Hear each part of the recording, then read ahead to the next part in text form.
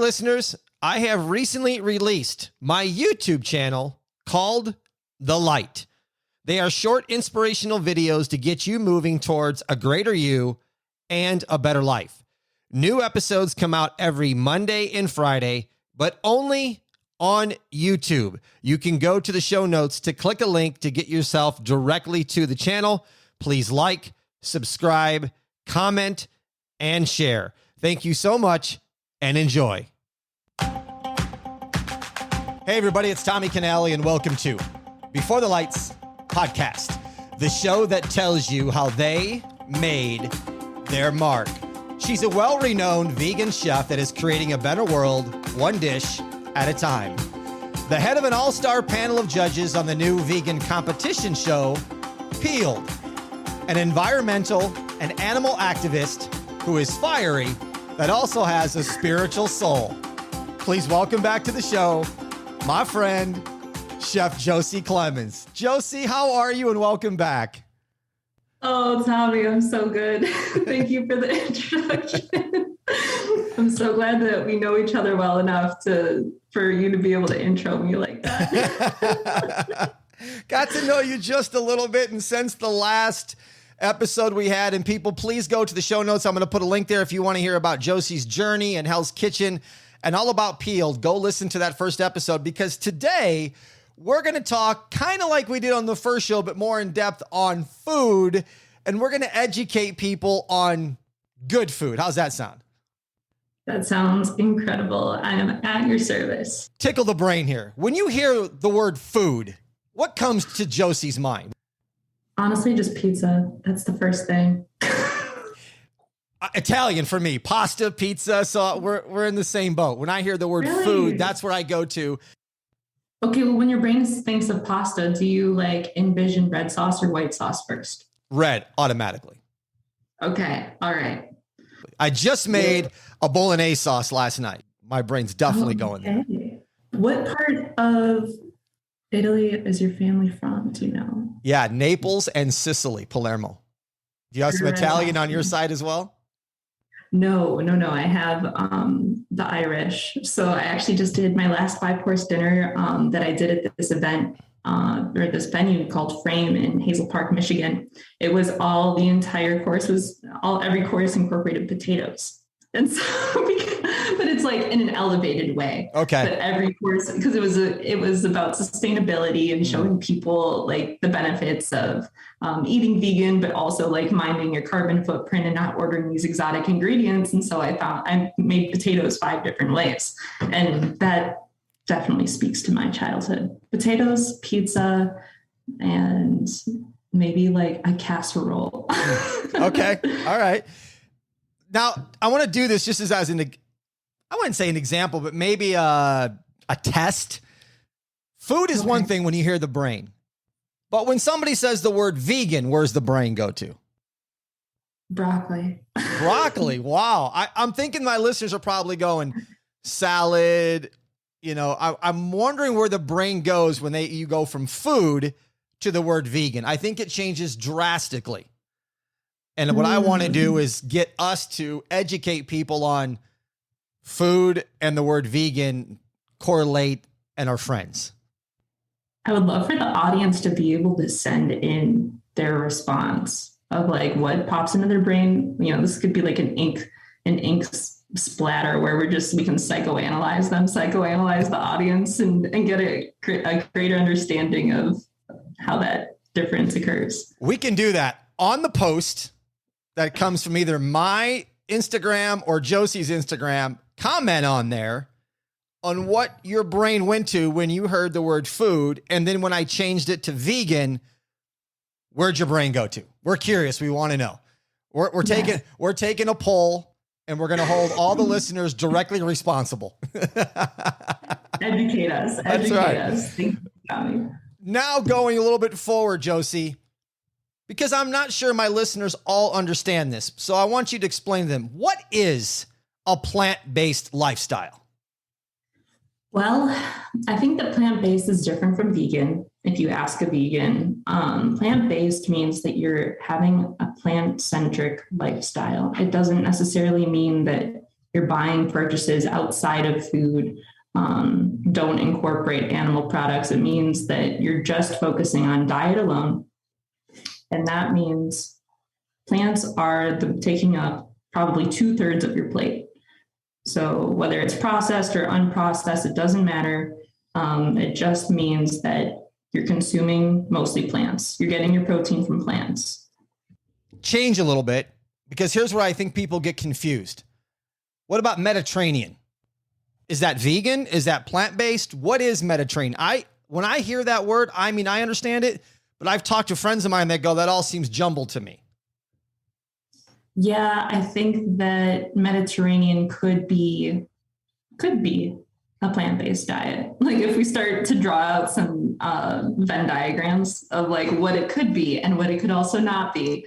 A Mediterranean diet could be plant-based. It could mean that you're eating mostly salads and rice and maybe like some chicken, some beef, some lamb. But a Mediterranean diet is just a style of cuisine. So it's a flavor profile that you're buying into. It doesn't necessarily mean plant-based. There's Meatless Mondays, and it's been going on for a long time. Everybody should be being part of Meatless Mondays. But then we give everybody 6 days off to do whatever the hell they want. I say we got to change that. It's Meatless Mondays, Try It Tuesday, Whole Grain Wednesday, Tofu Thursday, and Flatbread or Falafel Fridays. And you can have the weekend off, but not 6 days. How about 2 days off? Oh, you just came up with a whole marketing plan. You just came up with a whole marketing plan for all these restaurants to buy into. I say that we employ it. And between you and I, we could probably get the entire valley to comply. I'm in. We'll add it to the other collaboration that we're working on as well. Because I just thought, Meatless Mondays is great that we got 1 day. I know everybody's not participating in it, but there are those who do. And then they go, okay, I got 6 days. Well, there's Fish Friday, and I know that's hearsay, but let's do 5 days. Let's do 5. Yeah, I think 1 day is definitely a stretch for some people. But I feel like once that becomes comfortable, then yeah, you should ramp it up. You should take some more responsibility for your health and for the environment and try to see how creative you can be. And it also, if you shake things up outside of like, if you're not motivated to eat plant-based, understand that when you change your lifestyle and your routine, you're going to just shake up your brain a little bit and you're going to have to get creative. And that's going to trickle into other areas of your life that will benefit you. That's just by creating changes. That's Try It Tuesday. Yeah. Yeah, let's try it Tuesday. Yeah, because if you're having Meatless Mondays 1 day of the week, and then you're eating meat 3 meals a day, 6 days a week afterwards, you're not really making that much of a change. Like, let's be honest. Now, there's a lot of websites that are vegan websites that'll give you great information how you can save animals, save the environment. I wanted to look more mainstream because I think our listeners are going to look more mainstream to find things instead of looking at vegan sites. For the vegan movement, according to the Fortune Business Institute, which is a mainstream media site, the vegan movement grew by 600% from 4 million in 2014 to 20 million in 2018. In 2020, the global vegan food market was 23.3 billion. And in 2021, it jumped to 26.1 with a projection of 61.3 billion by 2028. I literally have that information on my pitch decks for my restaurant concepts. That's so funny. I know it's an insane market. And I think that, there's talk about us potentially entering a recession right now. But even as the economy takes its tumbles, the vegan market is still exploding. And that is a telltale sign that people are catching on to how important this is to find stability in today's economy. Yes. So I am just so excited to see where we end up in the next 20 years, because you hear a lot of being a vegan and always being like connected to the vegan world and a little bit further away or disconnected from what's mainstream, I'm always hearing we're going to have fishless oceans by 2048. We're always going to, we're going to do this, we're going to do that. We're destroying the environment in all of these different ways. I'm like, gosh, so overwhelming. But then I look over the more mainstream news and I'm like, oh, wait, there actually is positive growth happening. So maybe these things don't have to be a reality, but we do need to keep spreading this information so people do continue to keep making the changes. But yeah, I think that even the younger generation, like I'd say, like I have siblings that are 10 to 12 years younger than me, and a lot of their friends are vegan and vegetarian, and they're in high school. So that was like unheard of when I was going to school. When you were in high school, did you ever have any friends? No vegans or vegetarians? Didn't even hear the word vegan. And if we did hear the word vegetarian, it was a completely different conception. It's completely changed. You brought up earlier when we talked about food and you said pizza. Well, Italy is the fastest growing vegan population at 94%. That's a huge number. And when you think about that with Italian food, my mother and I went to the Pizza Expo recently here in Las Vegas. 80% of the aisles we went up and down were either vegan or plant-based for pizza. You're kidding. Who were the vendors? Like who were the people that were serving pizza? Are they restaurants from all over the world? Are they people like all over the world to products, to people that were distributors of flour and dough and everything. I mean, you name it, sauce, there was and people making vegan pizzas and plant-based pizzas and sweet potato crust pizza. You name it, there was going on. My mom was floored about the number of aisles we went up and down that was strictly vegan or plant-based. I made the remark I'm really surprised, as you and I are here in a big city in Las Vegas, that there's not a vegan-only pizzeria. Because I think it would go. If there's that much interest in it to have over 3/4 of an expo hall to plant-based and vegan for pizza, a vegan-only pizzeria has to make it. That's what Miles and I, my partner and I, that's what we were talking about, is starting a vegan pizza place because we're so tired of like either ordering pizza and seeing some regular cheese on it, or like they get the order wrong, or we're watching them make it like right there and we're just like watching the pizza get dragged through meat and cheese. we're like, oh God. So yeah, I think that if there was something like Domino's is doing it right. They've got this tracking app to like meet everybody's needs, because as soon as you place an order, you get to see every phase. It's like, Joshua is making your pizza. Your pizza's in the oven. It's on its way to you. And then they send you a text message after you eat the pizza and it says, I hope you're enjoying it. Right. Or it says like, we need that. We need that kind of infrastructure because the demand is there. You're 100% right. And also about what we can do to help with this movement. If somebody would just try vegan for 30 days, I'm not saying you have to do it forever, but if you just do it for 30 days, people, you're going to save approximately 900 feet of the forest, over 600 pounds of carbon dioxide emission, and over 33,000 gallons of water and 30 animals for 1 month. That's what you can do to help our environment by just trying it for 30 days. And if you don't like it, go back. But look what you just saved in lives and animals and what we did for our environment. You can save 105 animals per person each year. And to put this in perspective, in 2018, 772 billion animals were killed for human consumption. Tommy, I love when you put your passion behind things. You're hitting the people with the facts. I mean, this is what people need to hear because, as I said a little bit ago, the mainstream eater is not looking on vegan sites to get this information. So now I'm giving it to you.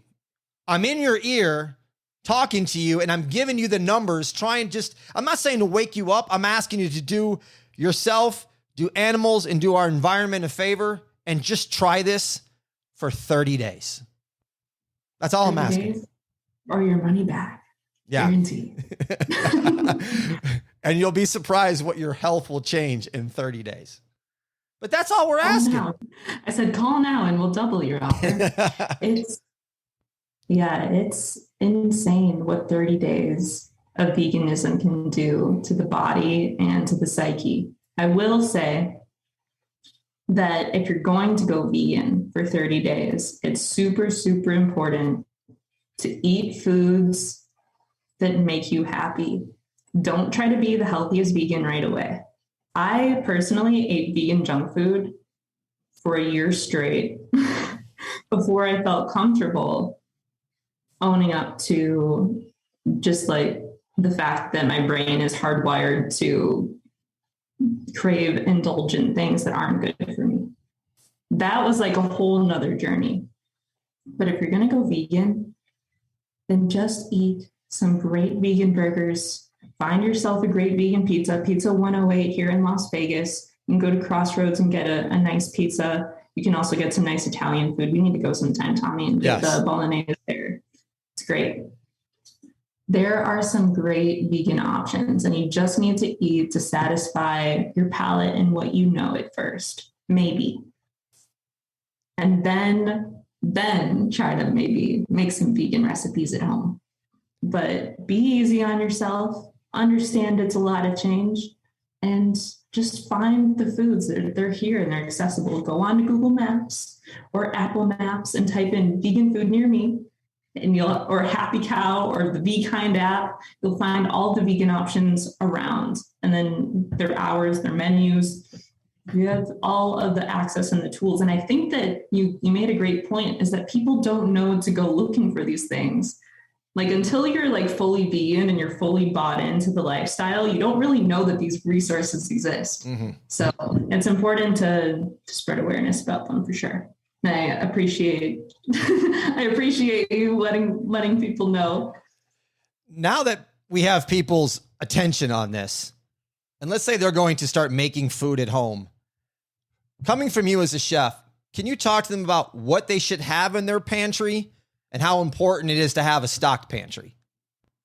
Oh my gosh, having a stocked pantry just makes your life so much easier, just setting you up for success and less frustration.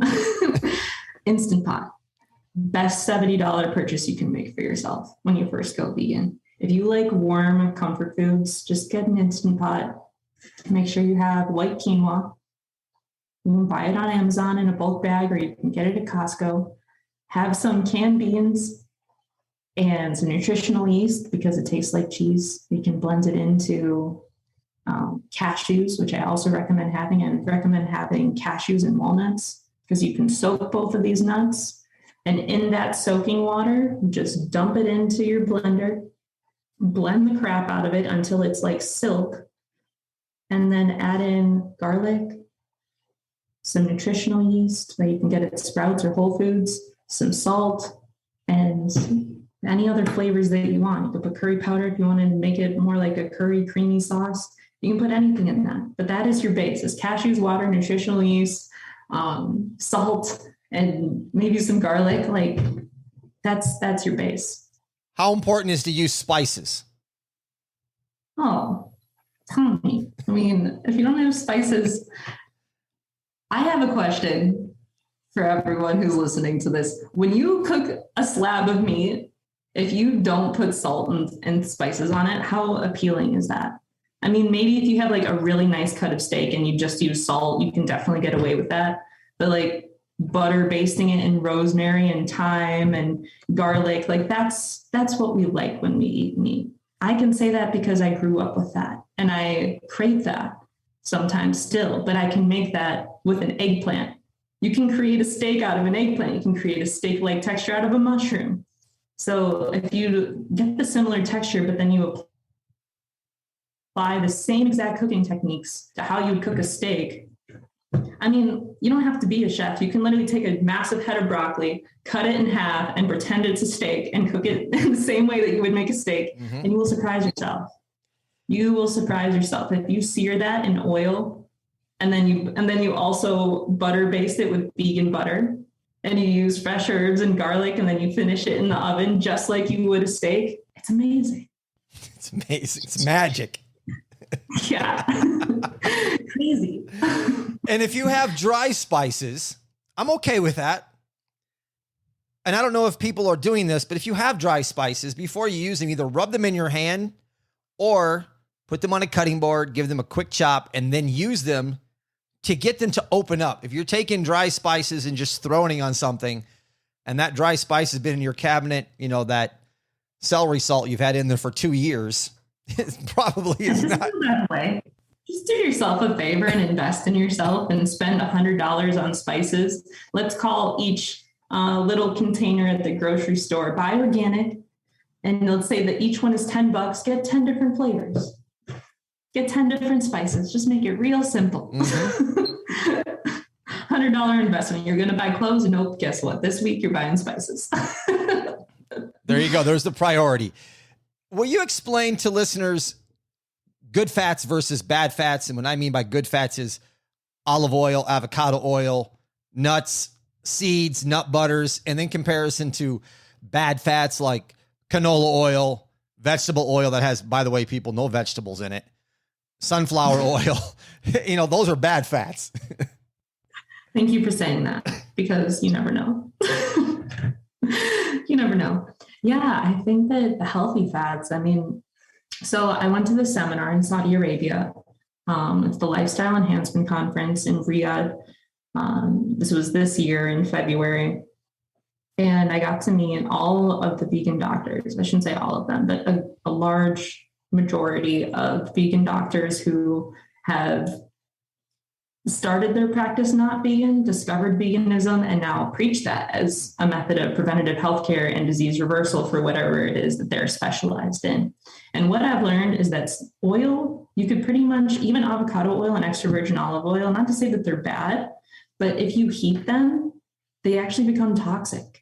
So having them just in their pure form, finishing pasta, like if you can make a pasta with no oil, which is very doable, you can saute with water, and then you finish your foods with extra virgin olive oil on top. That's like the best way. That's the best way to do it. And then avocados, the fat that comes from coconut milk and nuts and seeds, those are great for your brain. They're great for your blood. They're going to give you, they might make you a little bit sleepy at first if you're not used to metabolizing them. I know that's a true statement for me, but yeah, those are essential. Those are essential even if you're not a vegan. It's just that once you become vegan, you start to, I think, look at like, oh, what am I going to become protein deficient? How am I going to get my B12?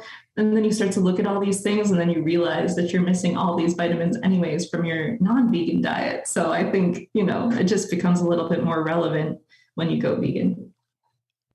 Help me here we're going to educate listeners again, because they pick up this bag at the store and it says chia seeds. And they're like, what in the hell is this? And what do I do with this? I've heard of it.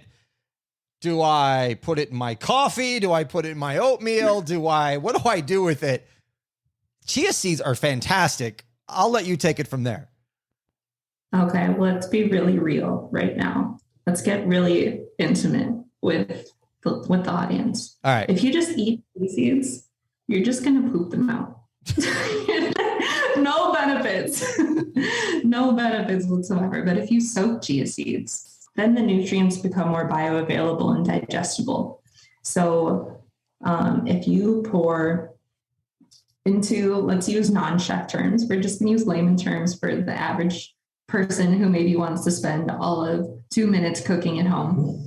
Grab a Tupperware container, put a nice layer of chia seeds in the bottom, pour some vanilla soy milk to fill the container, give it a little stir with your finger, maybe pour in some maple syrup, give it another little stir, put a lid on it, put it in your refrigerator, and let it stay there for a day. and you'll have chia pudding. So good. Yeah, you can mix it with oatmeal too. Do oatmeal, chia seeds, soy milk. I mean, that's like the easiest meal. Going vegan is the easiest thing that you'll do once you know how to do it. Slide into my, and I will give you all of the ideas. Vegan Chef Josie on Instagram. There you go. Chef Josie on Instagram. Go follow. She'll give you all the ideas. According to a recent CBS News poll, 54% of American families are affected by cancer. My story will touch you on how I survived colon and liver cancer. Now, I'm living a healthy lifestyle. I will inspire you to inspire others. Allow me to not only entertain, but leave you energized and driven to change your life and bring your organization working closer together. So open those minds and let me provide the tools to gain your greatest level of personal enrichment. For more information, go to TommyCanale.com. That's TommyCanale.com. And remember, you're one day away from changing your life. Click the link in the show notes.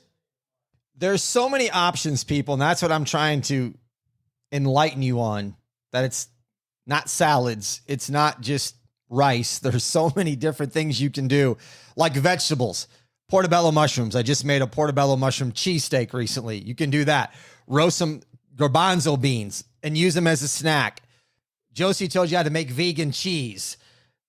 And if you really want to get crazy, I'm not a big fan of it, but I know people that are.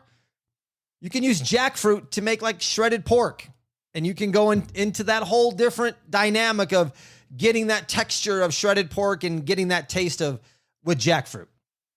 Totally. And you can get jackfruit already canned. If people are curious and they Google jackfruit, you're going to find like this behemoth of a fruit that has like spikes all over it. If you Google it on the internet, and that might be overwhelming, but just know you can get canned jackfruit at the grocery store. It's already cooked. It's nice and neat. You just drain it from the brine, shred it up with your fingers, put some barbecue sauce on it, cook it, add some spices, put more barbecue sauce on it, put it in a bun, and you're done. And don't worry about, because I know a lot of people think there's a lot of soy in vegan, or if you're going to go vegetarian, and that's not the case either. And I know people have allergies to soy, but you don't have, there's so many other products besides soy products. You can get tamari sauce instead of soy sauce. There's different ways and different things to get around that. So don't just feel like, well, I can't do it because I have an allergic reaction to soy, because there's different options for you. Yeah, it's so true. And I mean, as much as it's kind of like a double-edged sword, even suggesting Amazon, because we're trying to save the environment as well as the animals and our health. But if you have allergies, Amazon is a great resource to find those gluten-free or soy-free. Any allergen can be accommodated with Amazon. Just type it in and an option will come up for you and it will be delivered to your door. When this comes out, we're in fall. And we're talking about food, people, and I asked you to try 30 days. So let's give you an idea. Go make yourself a roasted tomato hummus and start with that. Dip some pita bread or some crackers in it and get some conversation going, while you're going to make a butternut risotto with leeks and spinach for the main dish, and then get yourself a slice of pumpkin pie to end off the meal. And I think you'll find that you just walk away from the table going, man, that was really good.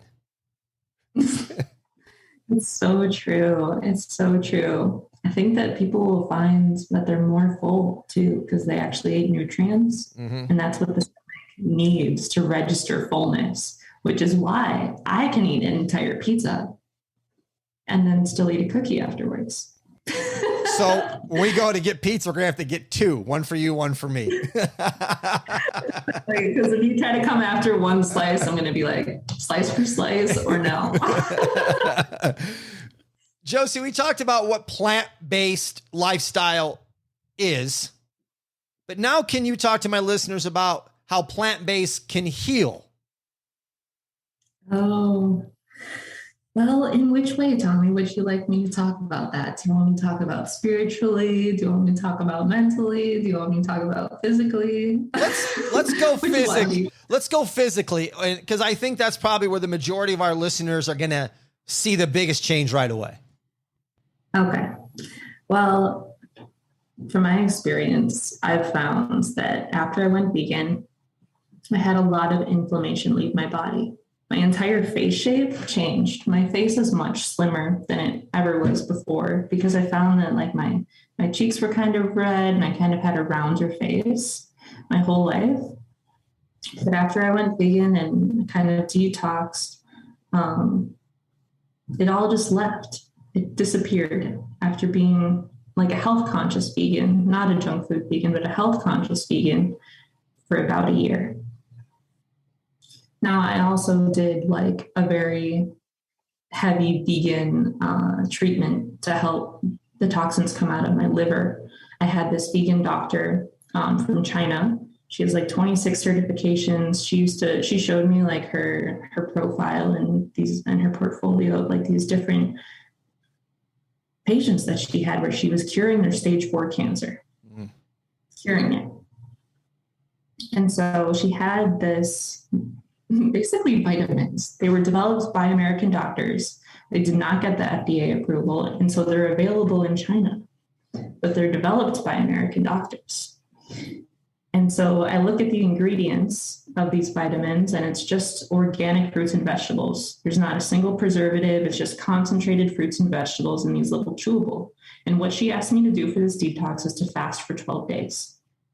Now, I'm explaining this detox because this is a microcosm of what veganism can do for the body when done correctly and consistently over time. This treatment just allowed me to see the process and the results all at once in a 24-hour period. So before I actually went through this program, she told me to fast for 24 hours.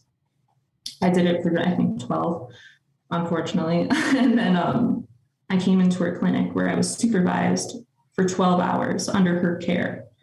And she had me drinking hot water with a hot water compress on my liver. And every 2 hours, she would give me 2 of these little vitamin chewables. It's like a Tums, but bigger and tastes like fruits and like you can taste all the fruits and vegetables when you're chewing it.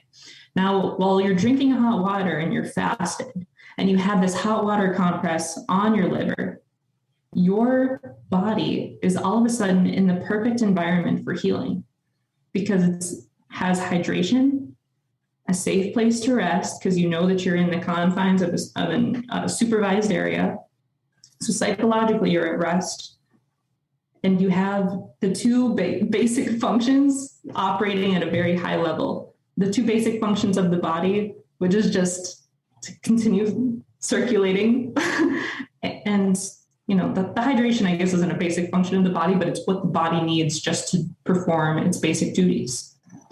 So when you're consuming these vitamins, your body is shutting down. It is trying to put you to sleep.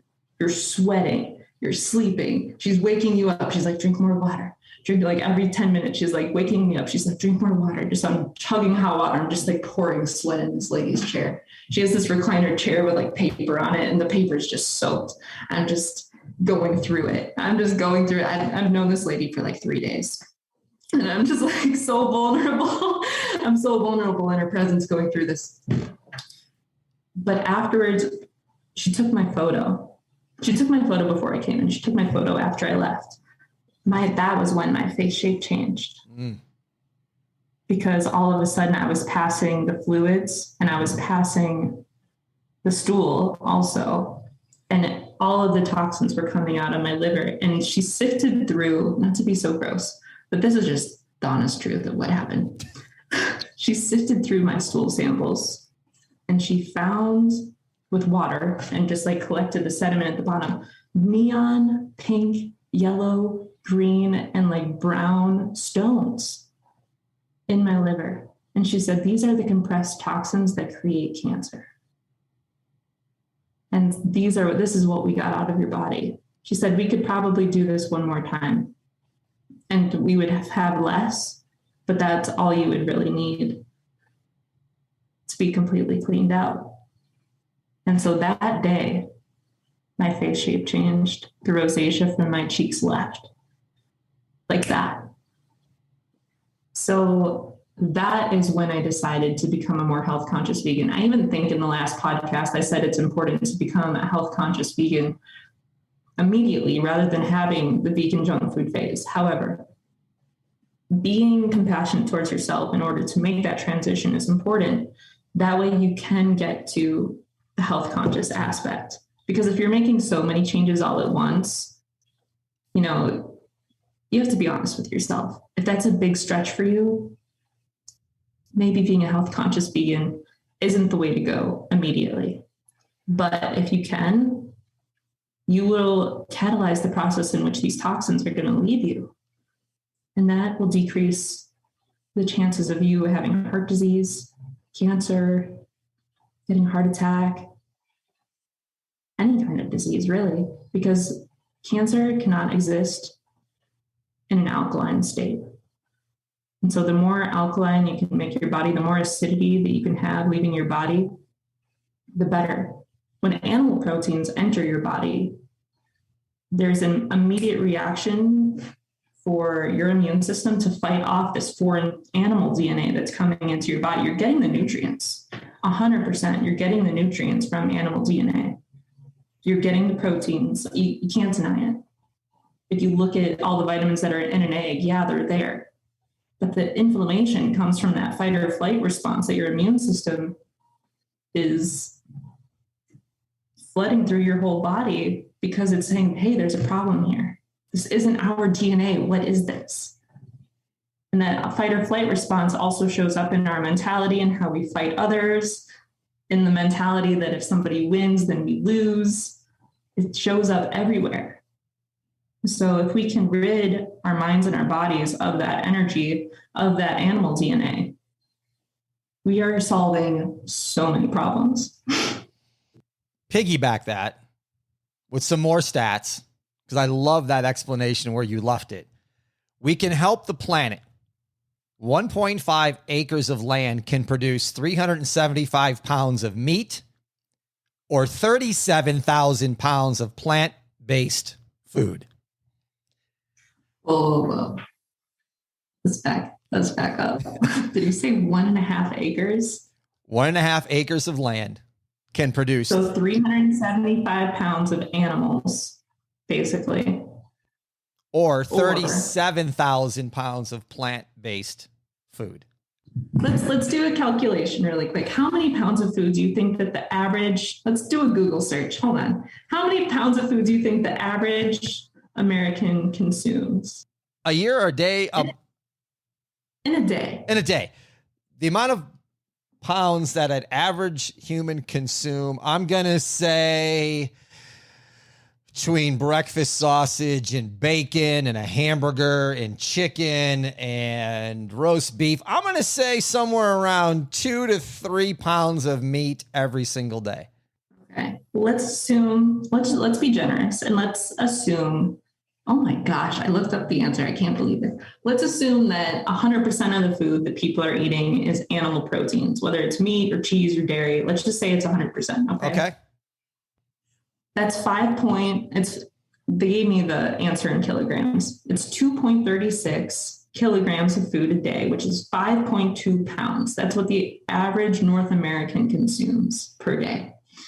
So if you said 37,000 pounds of vegan food, right, for 1.5 acres, divided by let's just call it 5.3 pounds because it's 5.2, blah, blah, blah. Okay. That is, wow. That's 6,981 people that we can basically feed with 1.5 acres. That's just for one day. So if and you said that 1.5 acres yields, do you say 375 pounds of animal? That's correct. Okay. And we'll divide that by 5.2. So 375 divided by 5.2 is 72.11. So that's a difference. We can either feed almost, just over 72 people, like 72 people and their kid. Okay. Or we can feed 6,981 people and their kid in one day. One day. If we change over the land. So changing over the land, if anybody here is a farmer or has a solution on how to change over the land, also please reach out to us, because putting these ideas into action, if people can contribute towards the solutions to make this a reality, not only will they find funding easily, but they will be set for generations to come, because this is such a progressive movement that is going to help not only our current generation, but basically the survival of all animal species, including humans. Now, like, it will be energetically supported, it will be financially supported. This is how people should be investing their time and energy. farmers won't do this, but you said, do you have any idea? They gave up 10% of their land for plant-based. Just to start, trial.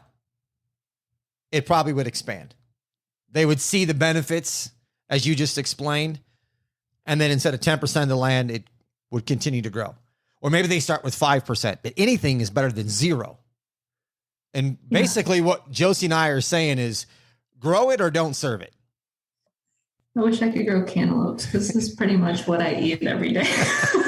That you're having delivered to your house because you won't leave. Hermit mode. All right. Holidays are coming. Thanksgiving's coming and turkey comes to the mind. And we just asked people to do this. And somebody says, okay, this is in October. I'll start November 1. Wait a minute. Thanksgiving. What am I going to do? Josie, what tips can you give people for Thanksgiving? Okay. Well, at the beginning of this podcast, I told you casseroles, potatoes, and pizza are what come to mind. This is where the casseroles come into play here. I have had vegan Thanksgiving for my friends and family for multiple years. And the best thing to make is exactly what you would normally eat at Thanksgiving, minus the turkey. How much turkey do you actually enjoy at Thanksgiving? I'm speaking for myself. Even before I was vegan, growing up as a carnivore, I was into the sweet potato casserole. I was into the green bean casserole that had like mushrooms and bacon and the crispy onions on top. Mm-hmm. You can recreate that vegan. So if you make all the sides, if you make cheesy potatoes, sweet potatoes, green bean casserole, a bunch of bread, a bunch of stuffing, if you make all those things, you don't even need a turkey. No. You don't even need a protein. You just want to eat carbs and drink some wine and take a nap. That's all you really want to do on Thanksgiving. I know this doesn't go with the Thanksgiving theme, but what I've made last year on Thanksgiving for myself was a vegetable enchilada dish. Enchilada? What? On Thanksgiving, and they were absolutely delicious with pumpkin pie. I made a side of a small thing of like mac and cheese on the side. I was set. That sounds amazing. Vegan mac and enchiladas. That sounds like the best comfort food ever. But having a vegan Mexican night sounds amazing. Oh, it's like having Chinese food on Christmas. Like, why not? Right. We mentioned pizza a few times. You have this recipe that you've made up or gotten somewhere for deep dish Chicago pizza. I want to hear more. Oh, well, I can tell you a lot about it. I think I'll just have to make it for you sometime. But the secret is just fermenting the dough, putting a lot of love into the dough, buying some Miyokos or Melt vegan butter, and substituting that in where you would want a little bit of fat in your dough. You just melt vegan butter instead of regular butter. So once I spend about probably 8 hours proofing and making this dough, then I set it into a nice square pan, nice square dark nonstick cake pan, and have my sauce and my vegan cheese ready. I just buy vegan cheese. I like the BioLife brands. you can get like this Parmesan. You would appreciate this as an Italian. You just get the wedge of Parmesan. And I usually buy it a day before and I take it out of the packaging and then I set it in the refrigerator, as long as like you don't have a stinky refrigerator, set it in the refrigerator and it dries out. And then you shave it. You can shave it without drying it out, but if you dry it out, it gets an even richer flavor. So, you know, with the Chicago deep dish, the cheese goes underneath the sauce. And usually the biggest complaint about vegan cheese is that it doesn't melt. So with this deep dish pizza, once you shave a bunch of vegan cheese into the bottom and you have like this semi-warm dough, and then you just have like, maybe not hot tomato sauce, but like a thick tomato sauce off the stove, and you put it on top and then you throw it in the oven for 30 to 45 minutes. I usually do about 20 minutes at 400 degrees just to get the crust up. And then I turn it down to like 350. Maybe I do it for 425. I have the recipe written down somewhere. I've perfected this pizza. It's gone through like 14 trial stages to get it right. But I think it's actually 425 for 20 minutes, and then I turn it down to 350 and I just bake it until it's perfectly golden brown and bubbling, and the crust is just like all in your face, and you're just like, wow. What do you stuff it with? I just do cheese in the sauce. The sauce to me, I make that from scratch, and I use San Marzano canned tomatoes and just like some carrot shreds and onions, and I cook that down and put a lot of seasonings, and then I cook it until it's nice and soft, and I deglaze it with a little bit of vegetable stock, and then I cook it again. I deglaze it with a little bit of red wine. Then I add in the tomatoes and I just let it stew for like cook on barely a simmer for like 2 hours with a stick of rosemary and a few sprigs of thyme in there. And then I remove it all and then pour it in. Oh my God, I need to make it soon. I'll bring the wine, you make the pizza. Okay, perfect. I think we'll need to make a few cans of it soon, so I'll have to have you over. I would love to try it. I would love to try it. All right, what is on your future plans? What's Josie got coming up in the future? I am putting together a marketing campaign for the second edition of my published book. I actually unpublished my book because I'm going to release the second edition of it, and I'm potentially going to put it under a new title. I was just brainstorming ideas for it, but it was called What Lies in the Gap, and it speaks about the food philosophy that basically you and I cover on our podcast together. And yeah, right now I'm seeking funding. I have 2 restaurant concepts. One is a chain, and another one would be more like a targeted chain for Southern California. But another one is a chain that I would like to have all over the world. And it is a pizza concept. So yeah, these are just the things that I whittle away at every day, Tommy. Just focus on the vision. And I'm like, all right, what's the next step? What's the next move? Yep. How do I get there?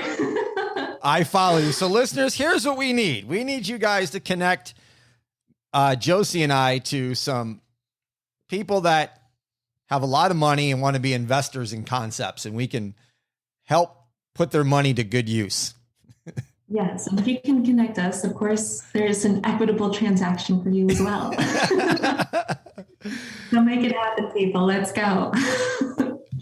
Josie, last words you want to leave our listeners with on anything we've talked about or anything we haven't brought up?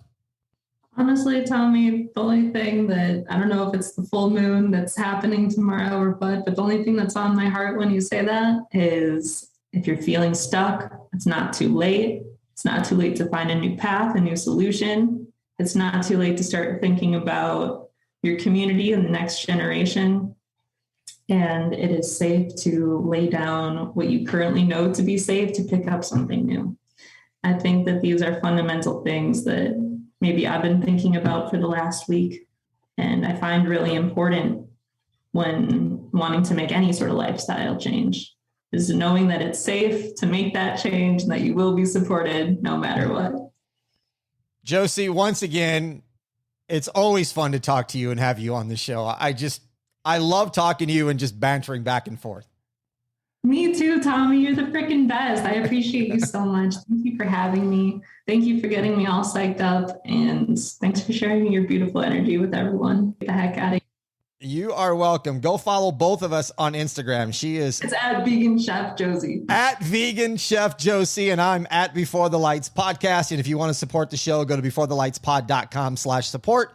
That's beforethelightspod.com/support. And in there, you can click buy Tommy a glass of vino, and I'll have a glass of wine on your behalf and give you a shout out on the show.